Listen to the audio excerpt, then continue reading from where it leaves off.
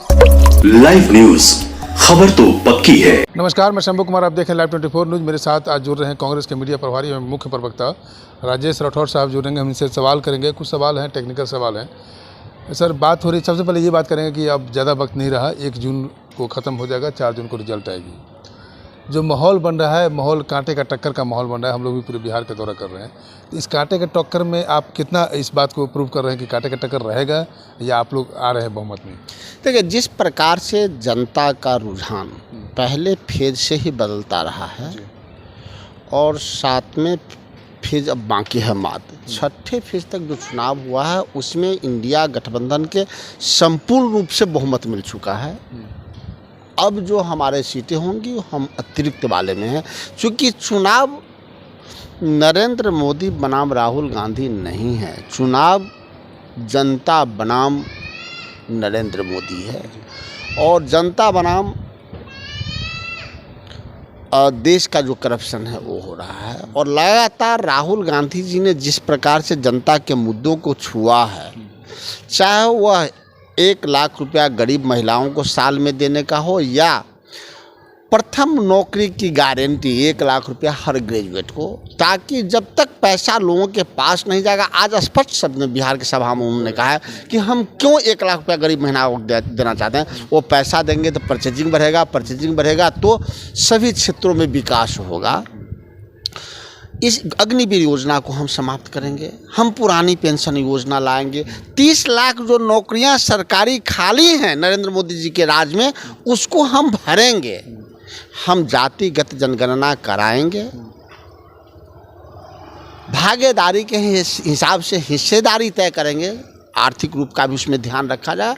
इन तमाम मुद्दों पे जनता हमारे पक्ष में वोट कर रही, तो हम एक तरफ 5 न्याय पत्र और 25 गारंटी पे बात करते हैं और वहीं देश के 10 साल के प्रधानमंत्री न अपनी 10 साल का कार्यकाल का रिपोर्ट कार्ड पेश कर रहे हैं, न भविष्य की योजना बता रहे हैं। वो कभी कहते हैं वोट बढ़ाइए, कभी कहते हैं मंगलसूत्र, कभी कहते हैं भैंस गए पानी में। अब तो यहाँ तक प्रधानमंत्री अनुभवी आजकल हो गए हैं कि आजकल उनको मुजरा का भी अनुभव हो गया है। अब प्रधानमंत्री, जिस देश के प्रधानमंत्री मुजरा की बात करने लगे, गाय गोबर पाकिस्तान की बात करने लगे, भैंस और मंगलसूत्र वोट मांगने लगे, तो समझिए उस प्रधानमंत्री का क्या हाल होगा। हमको लगता है कि दुनिया भर के लोग भारत की प्रधानमंत्री यानी कि नरेंद्र मोदी की जगहसाई कर रहे हैं कि कैसा प्रधानमंत्री भारत को मिला है कि 10 साल को उपलब्धि पे नहीं गाय गोबर पाकिस्तान पे मांग रहे हैं। दूसरा सवाल ये है कि आपकी योजना में 10 किलो अनाज की बात हो रही है, 5 किलो से 10 किलो, लेकिन जो 5 किलो अनाज एनडीए सरकार जो दे रही थी उसका आप लोग विरोध भी कर रहे थे कि फ्री अनाज क्यों देना है, उससे काबिल बनाइए। तो आप इसको कैसे स्पष्ट करेंगे इस बात को? यूपीए कार्यकाल में, यूपीए 1 में ही खाद्य सुरक्षा कानून बना था, उसी के तहत हर परिवार को हम 35 किलो अनाज की बात किए थे, लेकिन वो मुफ्त नहीं था। 2 रुपये किलो गेहूं और 3 रुपये किलो चावल, ताकि उसको लगे कि हम भी मुफ्त का नहीं खा रहे हैं, हम भी खरीद के खा रहे हैं, मैंने स्वाभिमान और हाँ आत्मसम्मान किया था। 35 किलो अनाज, ये तो 5 किलो की बात किया। और 10 साल में इन्होंने देश की हालात इतनी भद्दी और बुरी कर दी कि लोग गरीबी रेखा से ऊपर नहीं उठ पाए, जिसके कारण नरेंद्र मोदी ही कह रहे हैं कि 5 किलो, आज भी देश की हालात ऐसी है कि 5 किलो अनाज हर परिवार को वो दे रहे हैं, उसमें 80 करोड़ परिवार है।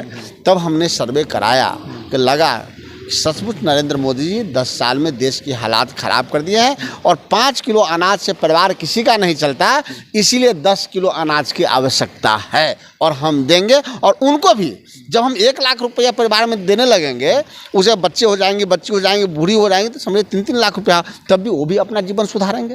तो इस ओर की देश का हर आवाम, हर गरीब अपने जीवन को कैसे सुधारे, यह हमारी योजना में है।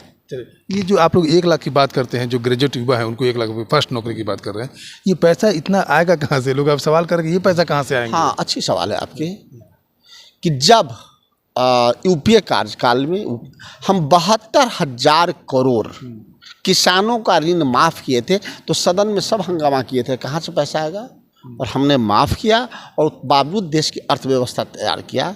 लेकिन इनसे पूछिए ना, ये अपने 22 उद्योगपति मित्र का 1,22,000 करोड़ रुपया कैसे माफ़ किया, जबकि किसान को अगर लाख करोड़ भी माफ़ कर दे सबका माफ़ हो जाता। जो स्टूडेंट क्रेडिट कार्ड पर लोन लिया हुआ है उसका माफ़ कर देगा। जब देश के 10 बड़े 20 बड़े उद्योगपतियों का 1,40,000 करोड़ रुपया माफ़ हो सकता है, तो किसानों का कई हज़ार करोड़ रुपया कैसे नहीं माफ़ होता है? 1 लाख रुपया हम क्यों नहीं, तब भी हमारा बच जाएगा, इन्होंने तब भी बचेगा भारत को। आप डिवाइड करके देख लीजिए कि 1,40,000 करोड़ रुपया और 1 लाख रुपया सब परिवार को देख लीजिए, तभी बचेगा। तो देश के जो उन्होंने उद्योगपतियों को दिया, राहुल गांधी जी ने कहा है कि मैं देश के गरीब और नौजवानों को दूंगा। चलिए एक लास्ट सवाल ये करते हैं कि मुझे याद नहीं, चौथी या 5वें चरण के मतदान के बाद वोट पर ये वोटिंग जो हुआ, तो चुनाव आयोग ने 4-5 दिन के बाद उसका निकाला परसेंटेज, और उसमें 5 से 6% बढ़ा दिया गया। तो ये कहीं चर्चा चल रही है कि कहीं डाउट है इस पर कि जानबूझ करके 1 करोड़ वोटर की संख्या बढ़ाया गया है। देखिए पहले ही चुनाव से नरेंद्र मोदी जी को लग गया कि उनकी पैर से ज़मीन खिसक गई है, वो चुनाव हार जाएंगे। चुनाव आयोग उनके दबाव में है, दबाव हम इसलिए बोलते हैं, हेट स्पीच नरेंद्र मोदी देते हैं और नोटिस किसको होता है?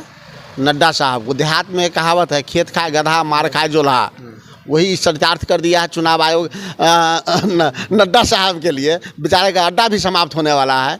तो इसीलिए चुनाव आयोग निष्पक्ष नहीं है। हम कह सकते हैं निष्पक्ष होते तो नरेंद्र मोदी की गलती की सज़ा नड्डा साहब को नहीं देते। तो ऐसी स्थिति में देश जानना चाह रहा है कि आप जब जब वोटिंग समाप्त हो जाता है तो वोट प्रतिशत क्यों नहीं जारी करते, उसको अपलोड क्यों नहीं करते, क्यों उसको 24 घंटे से 36 घंटे लगाते हैं, क्यों 48 घंटा लगाते हैं, क्यों 72 घंटे पे ले जाते हैं? तो संदेह बढ़ता है और संदेह जायज़ है। इसीलिए एक बड़ा प्रेस कॉन्फ्रेंस करके देश के जाने माने अधिवक्ता कपिल सिब्बल साहब ने जिस प्रकार से हर पार्टी के लिए, भाजपा वालों को भी लगता है कि ऐसा हो सकता है, तो वो भी उनके उस प्रक्रिया को अपनाए, तो जो गलती चुनाव आयोग किया होगा वो पकड़ा जाएगा। चलिए लास्ट एक सवाल कर रहे थे। कल या परसों काराकाट के सभा में मोदी जी साफ बोले कि हेलीकॉप्टर जितना है उड़ा लो, चुनाव के बाद ये हेलीकॉप्टर जेल में लैंड करेगा, वहाँ जाओगे। तो आप मोदी जी या यहाँ तेजस्वी यादव, मतलब कि लगभग अगर सही से कहा जाए तो दादा पोते का एक रिश्ता है, तो इस तरह से उन पर डायरेक्ट हमला करने से मतलब कि आप जानबूझ के जेल में भेज रहे लोगों को, खुद बोल रहे हैं वो।